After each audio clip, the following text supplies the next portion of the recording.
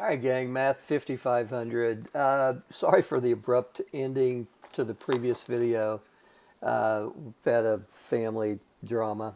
Uh, my wife found out that her tires are, I don't know why I'm telling you this, I just am.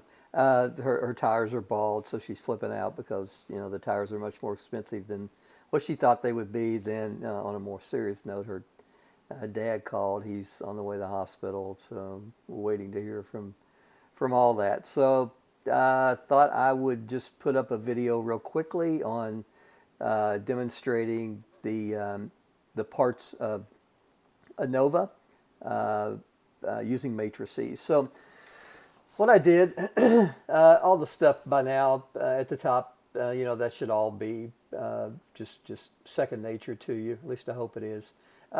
Going to continue using this body fat. We've used it ad nauseum, right? So, and this is the first time I've ever taught a class like this. And again, I've been at Shawnee a long time. I've taught a lot of statistics classes, both at the grad and undergrad level. Just to tell you how long I've been here, I have taught the intro stats class at Shawnee State University over 100 times. Anyway, I always, it's my nature to always switch up the data sets.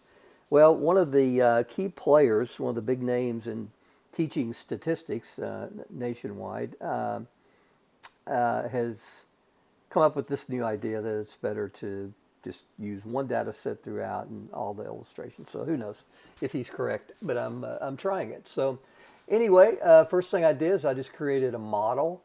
Typically, I'll do summary of the model, but the purpose here is just to look at the ANOVA. So yeah, I do that and get the table. So my sum of squares regression is 10.05. Sum of squares error is 48 or 485.34, and just add those two together to get the sum of squares total. Now I'm going to see how we can calculate these using matrices. So some of the matrices that I have to set up before jumping into the calculations are, of course, the design matrix, the response vector, beta, and this J matrix that I talked about earlier. Again, a J matrix is an n by n, slow down, Doug. It's an n by n matrix of all ones. So get my sample size. Sample size is 20. I was pretty sure that was right, just wanted to confirm. So the first thing I did is set up my design, my response vector. Next thing I do is set up the ones for my design matrix. Next thing I do is solve for beta. Next thing I do is I set up the ones for J, so I'm going to repeat. So the 400 comes from, we have a sample size of 20, so 20 times 20 is 400. And then I just set up the J matrix. Man, I can't, the rest of it I just can't make hard if I tried. All I did was just type in the operations very carefully.